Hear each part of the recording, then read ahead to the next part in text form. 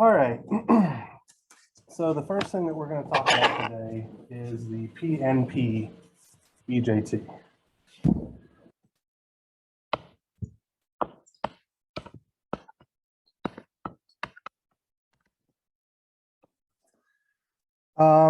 So let's look at it in forward active mode operation, which is kind of how we started looking at the PNBJTs.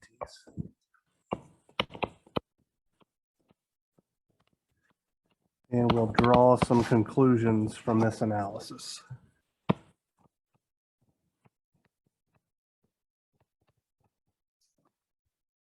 So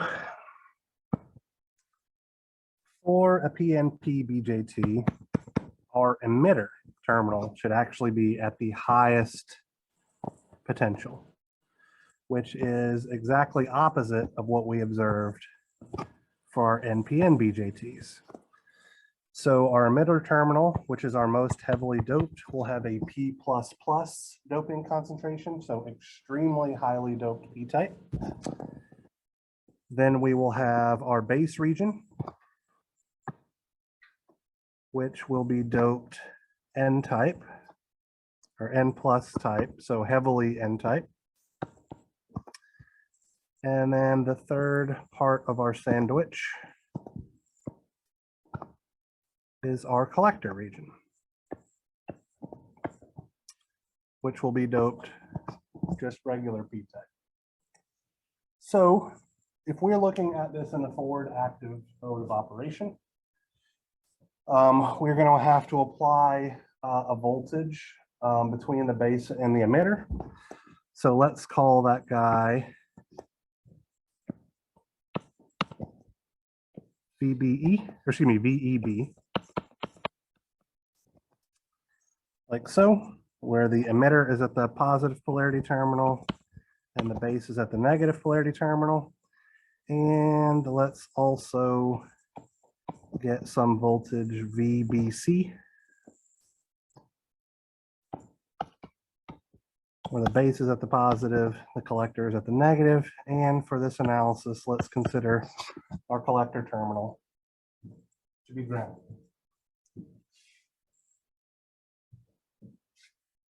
This guy represents our base emitter junction. This line here represents our base collector junction. So for a forward active mode operation, how do the junctions need to be biased? The base emitter junction, how does it need to be biased? Forward bias or reverse biased? Forward. Okay, so for a forward biased base emitter junction, that means the quantity VEB, should it be positive or negative? Positive, right. So we'll have 0 volts is less than VEB, which is making the base emitter junction forward biased. What about our base collector junction? Does it need to be forward biased or reverse biased?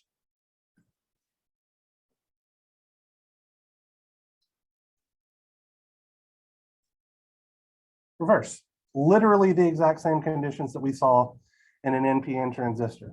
The base emitter junction needs to be forward biased. The base collector junction needs to be reverse biased. That is true regardless of the type of BJT that you have for making the device operate in the forward active region.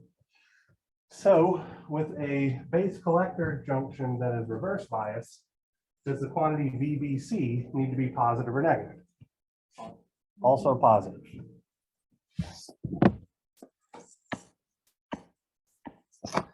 All right, so the base emitter junction being forward biased means that two things can occur. It's really one thing, but it'll happen to two different types of charge carriers, right? There's a reduction in barrier potential that is going to make it easier for holes to diffuse from the heavily doped emitter region to the more lightly doped base region. That reduction in barrier potential will also make it easier for electrons to diffuse from the base to the emitter.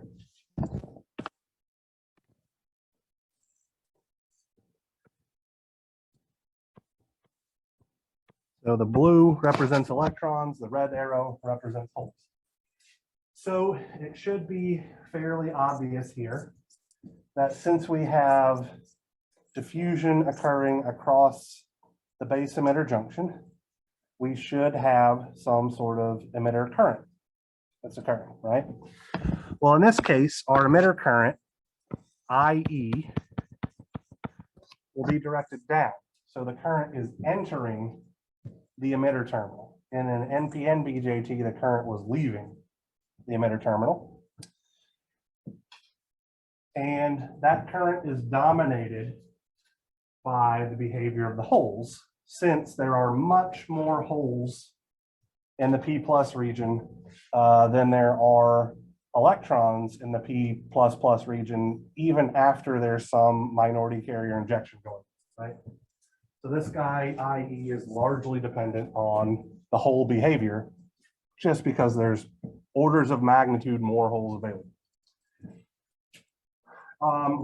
So once the holes diffuse across the base emitter junction, we should see that a small amount of recombination occurs in the base. So something like this. And then whatever holes are left, so that don't recombine because the width of the base is so small, we'll see a relatively large electric field established by the reverse bias voltage at the base collector junction, which then sweeps those remaining carriers through to the collector. So that we observe a collector current, IC, flowing out of the collector terminal. So let's talk about what the base is doing, right? So our base terminal is used to supply electrons for diffusion across the base emitter junction, as well as to supply electrons to sustain the recombination rate of the injected holes in the base region. So we're going to have some small part for recombination, another part for our diffusion. And since the base is supplying electrons and pushing them effectively to the right, what should the direction of our base current be? Out of the base terminal.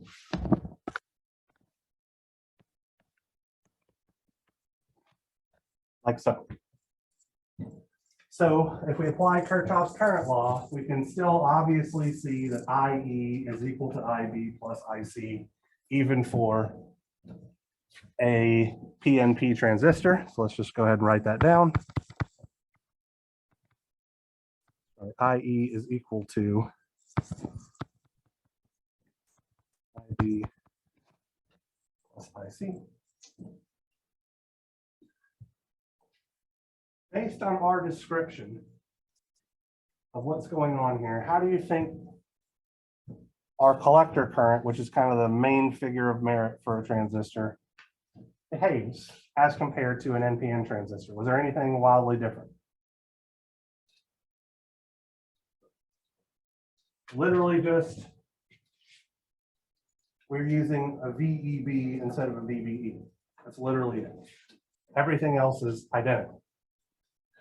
The determination of our saturation current is obviously going to depend now on hole quantities in the injected minority carrier quantities in the base region instead of electron quantities in the base region. But other than that, everything is exactly the same. So we could say that IC is equal to IS EXP VEB over VT, which is the exact same equation that we had for NPN transistors, except that we've swapped the subscripts here on our voltage. Beta is defined in the exact same way. And so from that, we can say that IB is just 1 over beta IS EXP VEB over VT, or alternatively, 1 minus alpha over alpha IS EXP VBE over VT. And our emitter current is 1 over alpha IS EXP VEB over VT, or beta plus 1 over beta IS EXP VBE, sorry, VEB. I'm getting my subscripts backwards because I'm so used to writing it the other way. I apologize.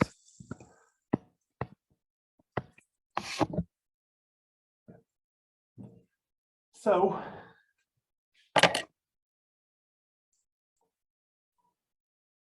how do you think the device is going to behave in saturation region?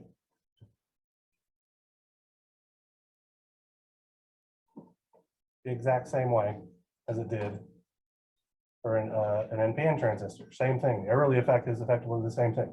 You can do all of your analysis for a PNP transistor by literally changing the direction, or excuse me, changing the subscripts notation. Okay. So let's look at our large signal model real quick. Okay. Our large signal model for a PNP transistor means that we're going from this circuit schematic symbol. So here's our base terminal. Here's our emitter terminal. Since it should be at a higher potential, it's on top. Here's our collector terminal. Since it's a lower potential, it's on bottom. For an NPN transistor, we saw that the arrow was pointed in the direction of emitter current. That's the exact same thing here. So our symbol should look like this. The arrow points into the base. It's a PNP. If it points out of the base, it's an NPN. Our large signal model is then simply this. Here's our base terminal, out of which a current IB flows. Then we have our base emitter junction diode, across which a voltage VEB occurs. Up here at the top is our emitter terminal, into which an emitter current flows. And then over here on the right-hand side, we have a current flowing down that is beta IB, or IS EXP VEB over VT. Here's our collector terminal. Here's our current IC.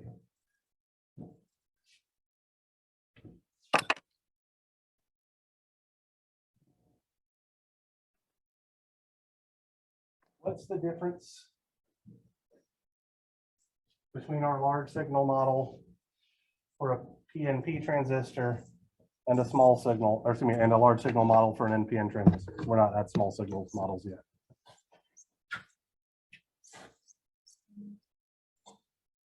It's flipped upside down to some extent, right?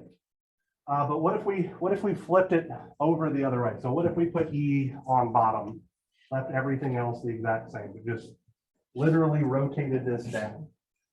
Our currents are flowing in the opposite directions. Our subscripts are in the opposite order. That's the exact same thing. Okay. All right, so do we need to go through the motions of looking at PNP DC biasing circuits? I would argue no. They're literally the same thing as what we did before, except that you change the order of the subscripts and just make sure your currents are going in the correct direction. Okay. So With that, we are done with BJTs. So I'm going to give you guys a homework set. I hope to get it uploaded tomorrow. Maybe tonight, depending on if my wife makes me come to bed early or not. So probably tomorrow.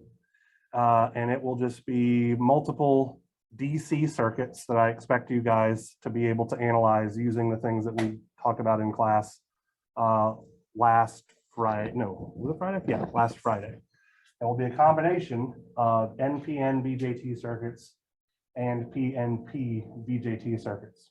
I was working on a problem earlier today that contained both an NPN and BJT. And the problem that I was having with it is that MathCAD wouldn't solve the second system of equations to tell you how the BJT was going to be biased correctly.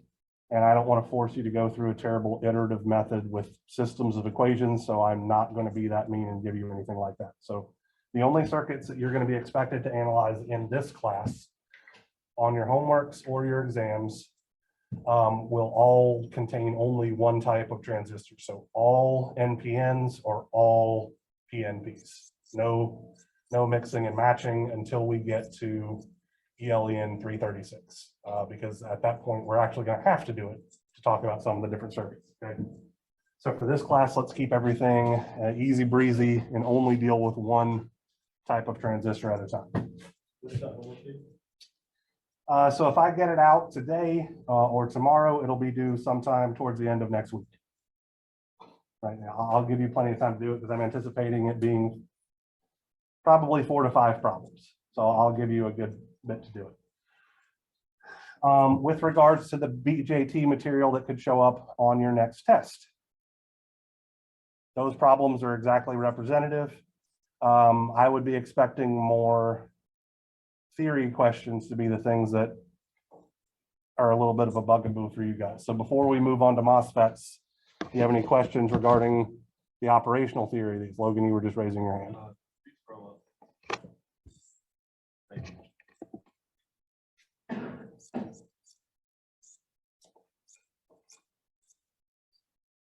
So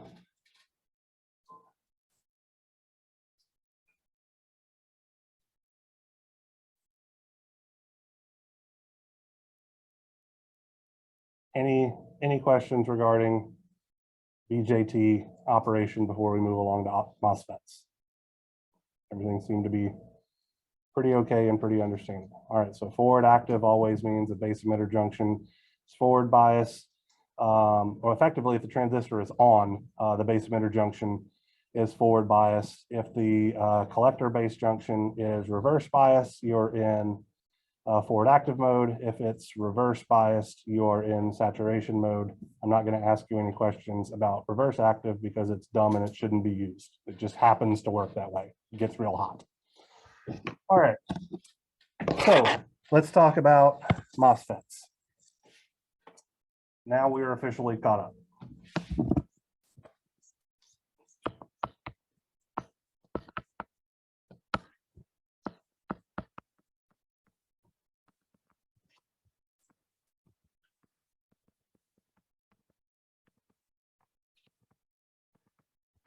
The first thing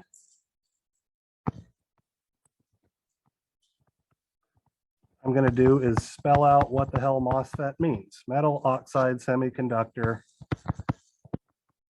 field effect transistors.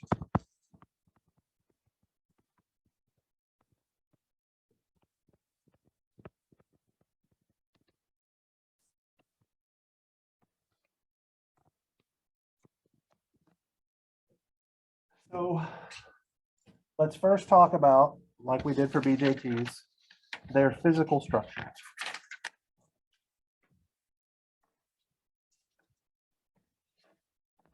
So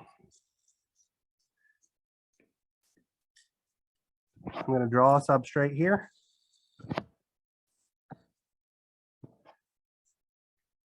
And let's say that this substrate is P-type. And then over here, I'm going to draw a substrate.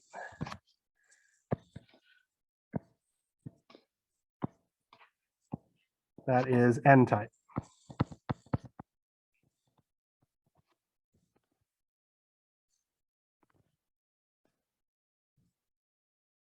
So to make a MOSFET transistor, we have to selectively dope specific regions of our substrate to have the opposite carrier concentration. So we're going to have a region here. Let me make this slightly physically smaller. So this region could be N or N plus. Let's just call it N plus for the sake of argument. And then there's going to be effectively an identical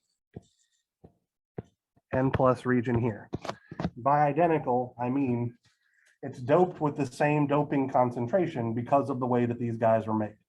Okay. So there's not going to be 3 different doping levels here for our device.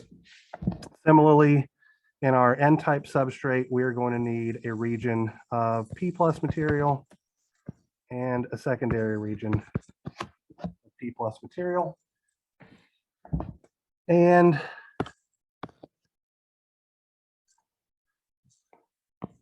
let's call this terminal the source. We'll call this terminal the drain.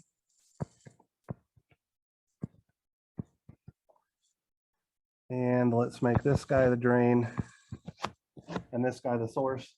And it actually doesn't particularly matter. Okay. So in a BJT, the difference between the emitter and collector terminals, and by extension, the emitter and collector regions, was very significant, right? One was very highly doped material. The other was much more lightly doped, orders of magnitudes more lightly doped than the other. And that governed the behavior of the device to a large extent. For a MOSFET transistor, where the doping concentration of the source region and the doping concentration of the drain region are the same, the source and the drain are effectively interchangeable. So it really doesn't particularly matter which one I label as S and which one I label as D. The one at the higher potential is going to be doing the work of sending charge carriers to the opposite side, or attracting charge carriers to the opposite side in the case of a NMOS transistor. Okay, so it might look like we have some sort of BJT-based operation here, purely because we have a sandwich. We have a region of P plus material, a region of N material, and a region of P material. And over here, we have a region of N, a region of P, and a region of N. But it does not remotely behave like a BJT, okay? The next thing that I want to draw is, I'm going to do it in pink, a polysilicon gate material.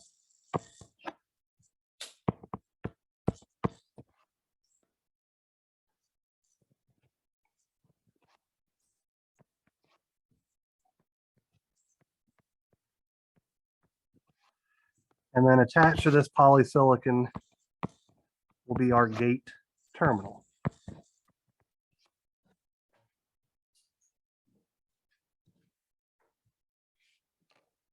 So one of the fundamental differences between a BJT and a MOSFET is that control terminal, right? So when we talked about a BJT, the base was effectively a knob we could turn that would allow current to flow through or not. And the more we turned it, or the higher that base voltage was compared to the emitter terminal, the more current we got flowing through the device. Okay. The gate terminal is electrically isolated from the body of this device. Okay. So when we talk about how things work and how we get current to flow through this device, it's going to be wildly different than what we saw with the BJT. Now, another terminal that we have is what's called the body terminal. So I think this is the same color. We'll find out in a second. For a NMOS transistor, the body terminal is connected to a region of very heavily doped P. And for a PMOS transistor, we'll have a region of very heavily doped N. Well, let's call this guy B, and this guy over here, B as well. Okay.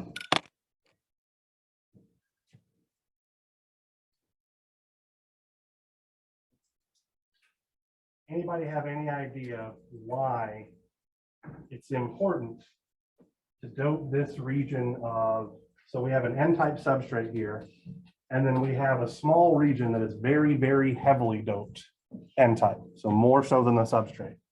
Anybody have any thoughts on why that might be? So it all goes back to when we were talking about metal semiconductor junctions, okay? If we don't effectively have a transition region here, if we placed metal on a very lightly doped substrate, we're practically guaranteed to have a rectifying contact. If we have a transition region here where we have very heavily doped material, we are practically guaranteed to have an ohmic contact. So we're allowed to put a signal onto the body pin. Most of that signal or most of that voltage gets applied to this region. And then we have an N-type junction, so an N-to-N junction, which is definitely going to be ohmic as well. So this allows us, this body connection terminal here is what allows us to set our substrate voltage to some reference, which we'll find out later is actually very, very important. So this is how we set the body potential to be at the highest potential in the circuit for a PMOS transistor, and the body potential to be at the lowest potential in the circuit for an NMOS transistor.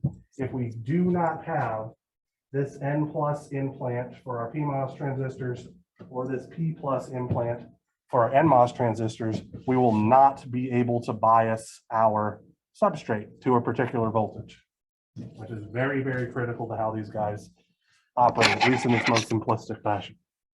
Okay. All right, so let's define a couple of, well, actually, I guess it's really only one critical parameter here while we're looking at this thing. This distance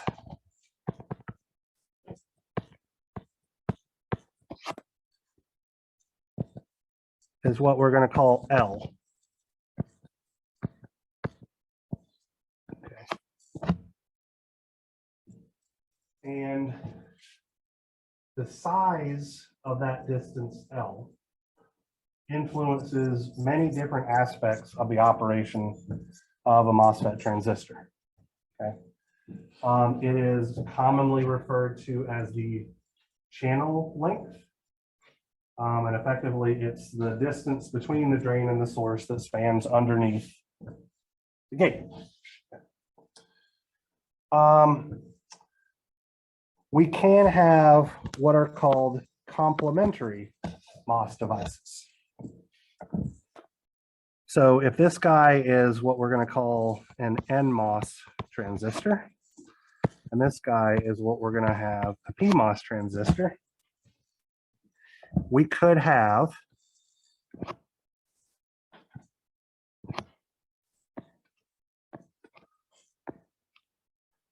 a large substrate like so, and let's say that this is a P-type substrate.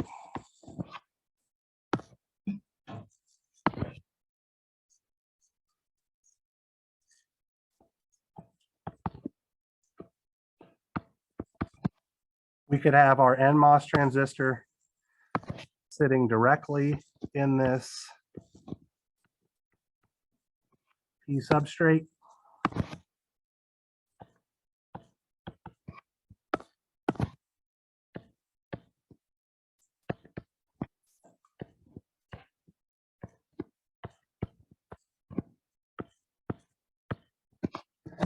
And we could also create effectively a local substrate called a well.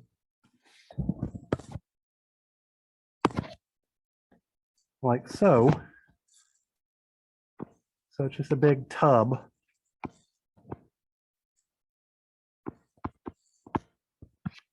Into which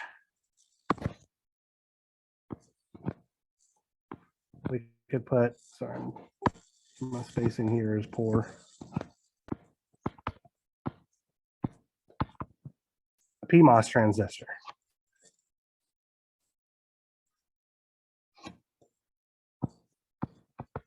I kind of ran out of room here. This is our drain, source, body. I need to draw my gate too.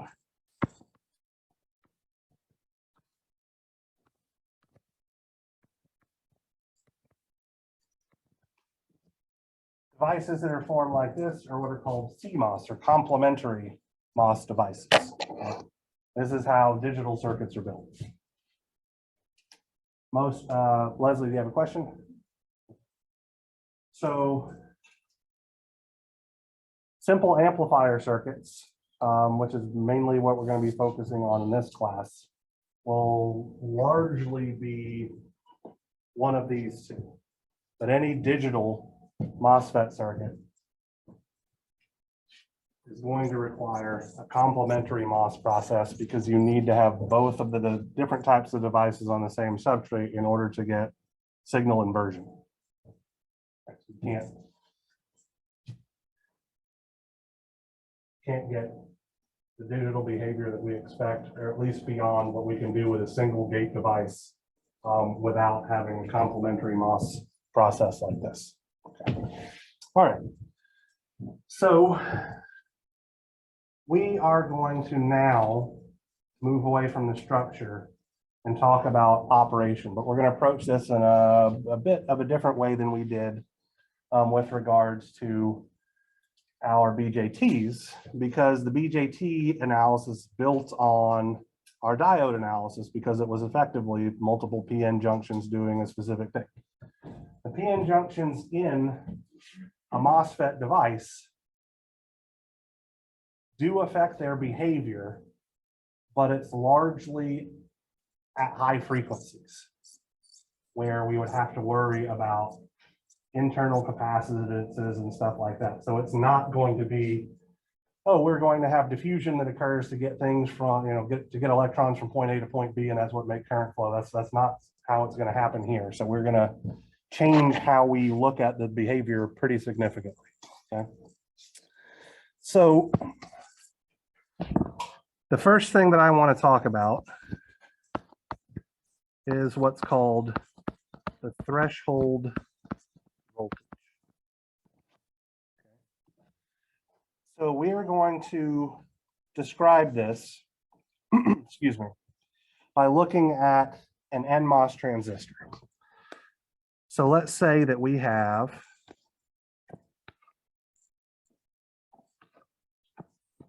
our P-type substrate.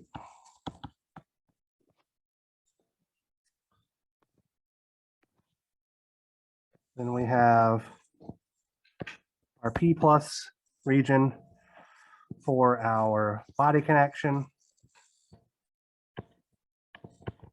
an N plus region for our source. And I'm going to give myself some room here, so I'm going to make it to where the length of this is particularly long.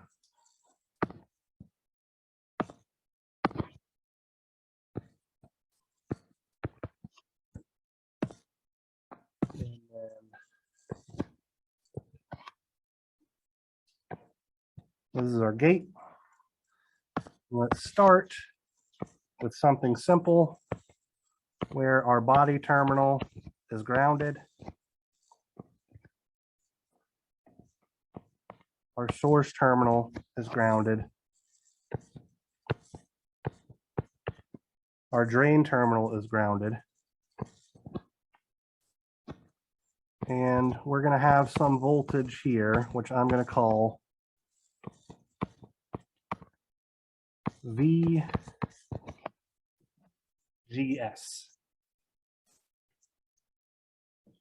Okay. and we're going to play around with VGS and talk about the physics behind what's happening inside of this device. Okay. So let's start with VGS is a little greater than 0 volts and talk about what's going to happen here. Okay. So with VGS, a little greater than 0 volts, let's consider that our polysilicon region here is effectively electrically neutral. The positive charge that's accumulating on our gate due to the positive polarity terminal of VGS is going to draw minority carrier electrons from the p-type substrate into this region directly beneath the gate. Okay. So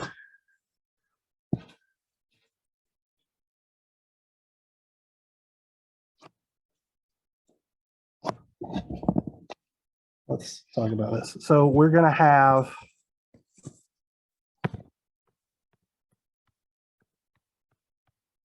negatively charged ions here beneath the gate.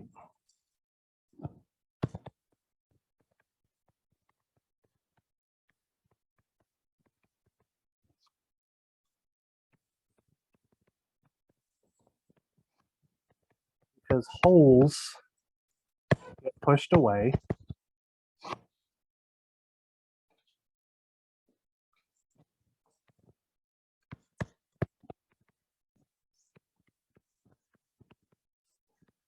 The positive potential at the gate pushes holes from the substrate away from the gate.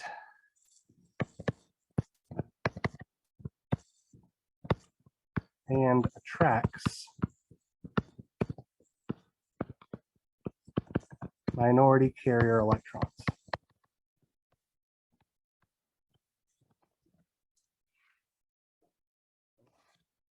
So before we pull our electrons in, let's talk about what's going on here. Okay. So let's think about it in this way. You guys are in your fields classes, right? You know what electrostatic force is. Hopefully at a minimum by this point. I know you're 2 weeks behind, but that should be one of the first things that you cover. Okay. So if we put positive charge here, there's a thin insulating barrier, and then this is a region that is electrically neutral, but it has 3 holes in it, right? The holes are going to get pushed away. You know about the relationship between electric field strength and distance. When we have 2 charge carriers or 2 charges effectively, both positive, and there's some small distance between them on the order of a couple of angstroms, really. It's going to be pretty strong, but as we push more and more away, we're only going to be able to effectively uncover so many ions until the field is going to be weak, not strong enough to continue pushing. So it's only going to be able to push them a certain distance before the field strength goes away, because the field strength is dependent on the distance cubed, right?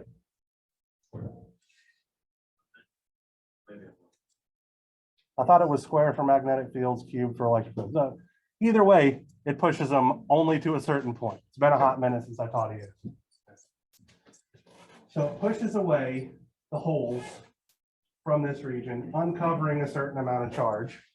This is just a capacitor, right? We're having positive charge accumulated on the gate, and we have negative charge in that region. It's literally just a simple parallel plate capacitor, okay? So we're going to call that an oxide capacitance, C-ox. Let me draw this a little bit better.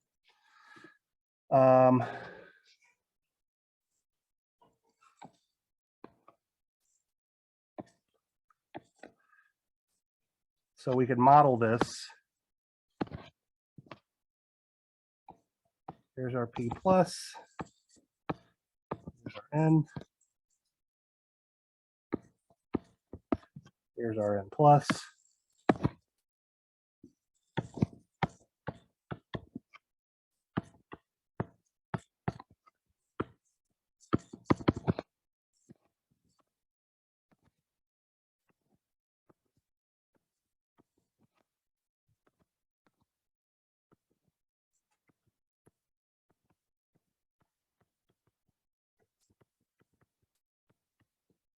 And we see a capacitor where this is the positive polarity plate and this is the negative polarity plate.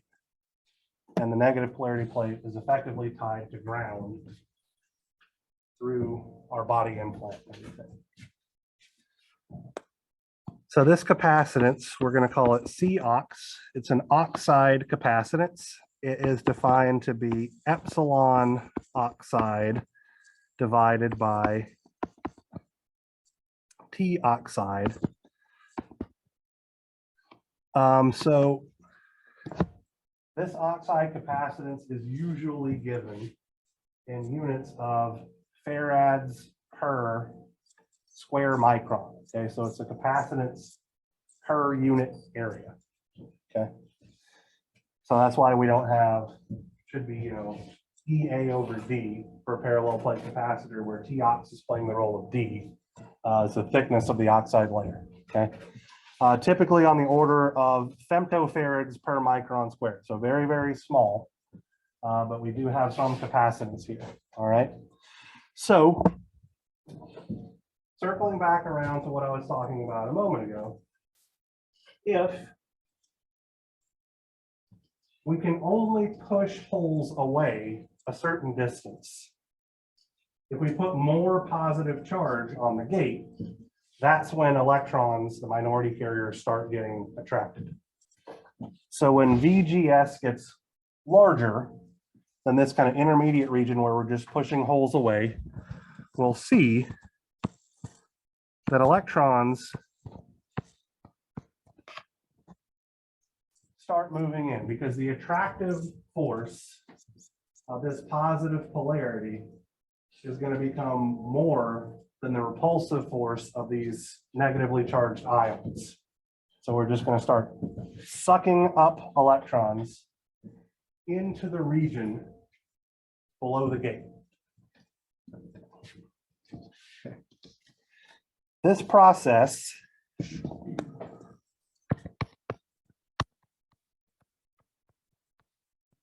of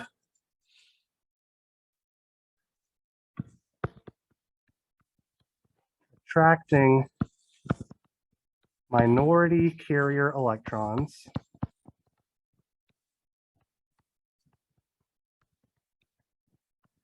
into the region below the gate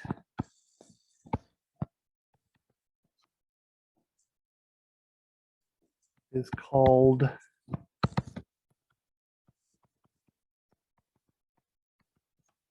inversion.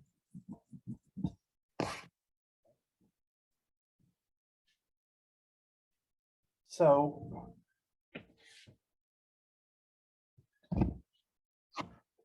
strong inversion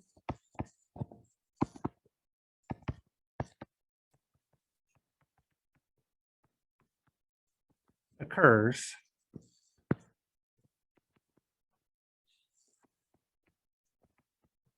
when the region below the gate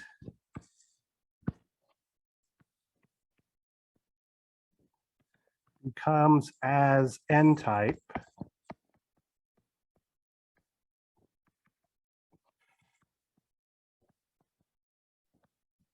as the substrate is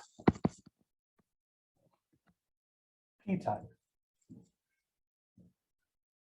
So we're pulling a lot of electrons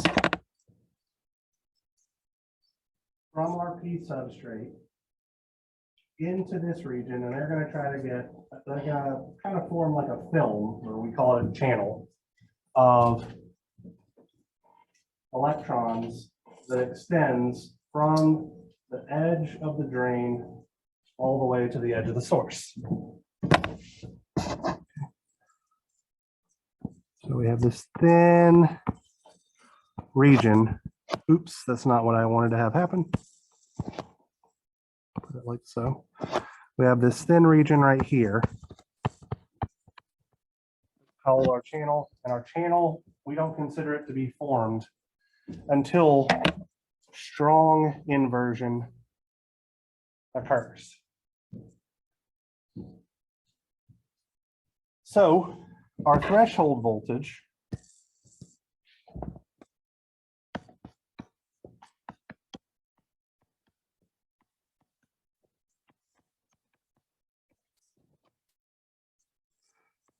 V T lowercase h, which I know this is going to be now we're going to run into little semantic issues, right? V capital, capital T, capital H we've used for V Thevenin. V capital T we have used for V thermal. And now we have V capital T lowercase h we're going to use for V threshold. So we have three very similar symbolic representation of voltages that all mean wildly different things. Okay. So just want to make you aware of that because it's going to matter. So this is our threshold voltage, VTH, is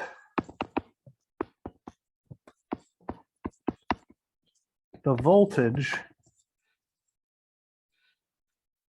at which strong inversion occurs.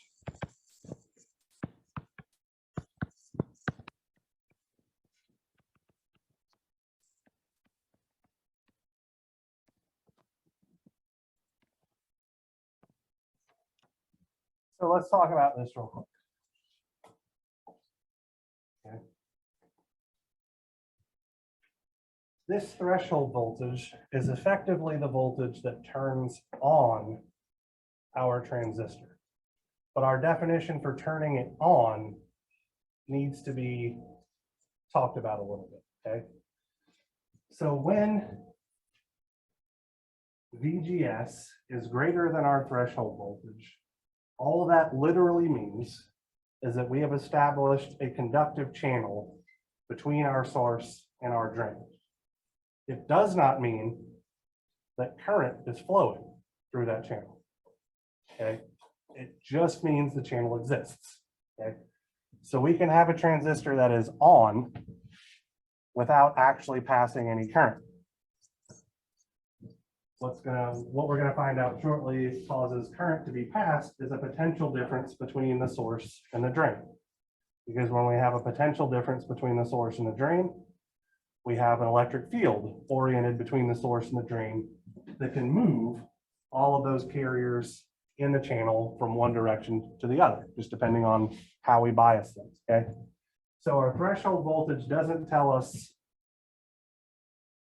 how much current or anything like that is flowing. It's literally just, have we established a channel that could potentially allow current to flow or not, okay? Now this threshold voltage, VTH, is mathematically related or mathematically defined by the following equation. IMS. So this is the work function of our metal semiconductor junction. So phi ms here is actually telling us what's going on for the, effectively it's the contact potential of the gate. Okay, so the reason why this is called phi ms is because back in the day, the gate wasn't made out of polysilicon, it was made out of aluminum. So we had aluminum sitting on top of a semiconductor substrate, so there was actually a metal semiconductor junction. We no longer use aluminum gates because I think in the late 70s, early 80s, they came up with what's called a self-aligned gate fabrication topology, where effectively what used to happen is they would deposit these N+ implants for your source and your drain. and then try to realign everything and then deposit the gate over the top and kind of hope that everything worked out. Which meant that the yield for MOSFET transistors was incredibly low. You were lucky if you got 30% of your devices actually working. Modern processes use what's called a self-aligned gate, where they deposit the poly and then they just irradiate everything, the polysilicon included, with an ion beam to form the source and the drain. And so what that does is it dopes the polysilicon, making it very conductive so that it's almost like a metal. And then it also winds up leaving you behind this region of N plus here and N plus here that acts as the source and the drain. And if you do it that way, you can never misalign the gate because the gate is the mask for patterning your source and your drain. So that's the self-aligned gate process. Anyway, so the metal here isn't really metal. This is polysilicon. That's a long way to say that. So we have a polysilicon to semiconductor junction, which has a particular work function. Then we have twice IF, which is the contact potential for the substrate. So this is work function of MS junction. This guy here is substrate contact potential. And then we're going to have this extra term here, 4Q epsilon silicon times the magnitude of the contact potential times the substrate doping concentration, all divided by our oxide capacitance. All this big thing right here represents is the charge stored in our parallel plate capacitor. That's it.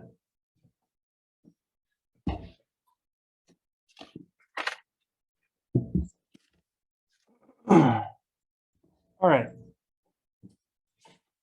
So we have discerned what turns our device on, right? The next thing that I want to talk about is what's called the body effect.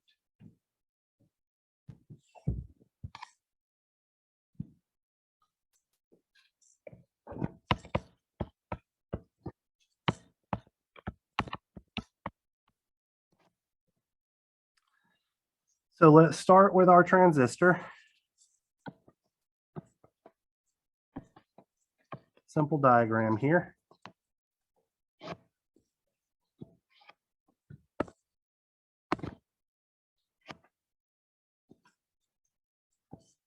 We have our P plus region, our N plus region, and over here, let's put an N plus region. So here's our body. We're going to apply a voltage to this. We're still going to leave our source and drain terminals shorted or connected to ground. So this is source, this is drain. We have our polysilicon gate.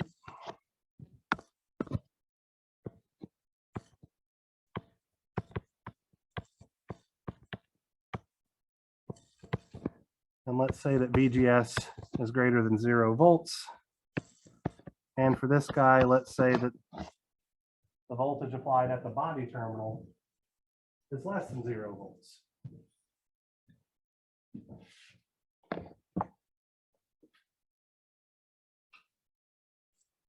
So what's going to happen with VGS greater than 0 volts? Well, we should see that as positive charge accumulates in the polysilicon region, we start seeing holes getting pushed out, leaving behind negative ions again, right? The exact same thing that we saw a little while ago. We have negative ions all in this region because holes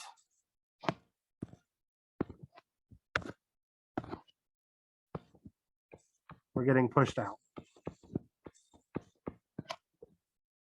As we start making this voltage VB more and more negative, it's going to attract the holes.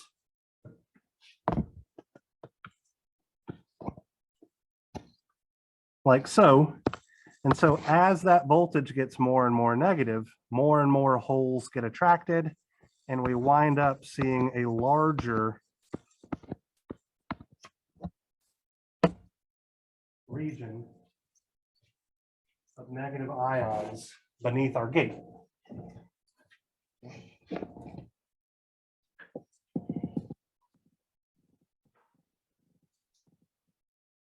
Since our threshold voltage is dependent on the charge stored in this region, the body effect serves to increase the threshold voltage. Okay, so effectively, we can think of it in a couple of different ways. We have a parallel plate capacitor. We're able to uncover more charge, which means we have less of a reason to attract electrons, the minority charge carriers.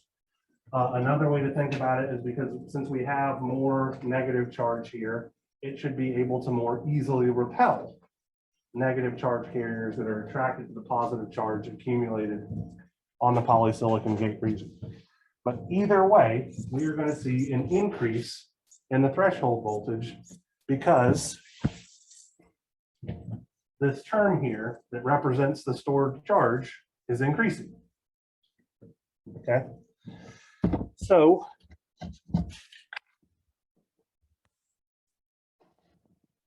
with body effects present, our threshold voltage VTH becomes VTH naught, which is the equation that we just came up with a moment ago, plus gamma multiplied by the square root of the magnitude of twice phi f plus VSB, where VSB is a source body voltage, literally the voltage measured between the source and body terminals, minus the square root, the magnitude of 2 phi f, like so, where gamma is what's known as the body effect coefficient, and it is given by 2Q epsilon of silicon times the substrate doping concentration, all divided by the oxide capacitance. And it's typically somewhere in the region of 0.3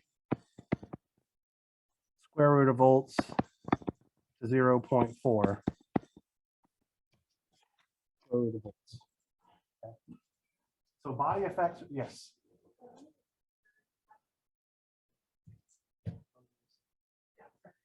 Phi f, twice phi f. Yeah. So it's twice phi f plus VSB minus twice phi f. All right. Okay. So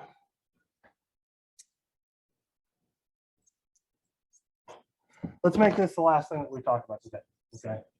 So we've determined what effects, what the consequences are of applying a voltage at the gate with respect to ground and the body with respect to ground.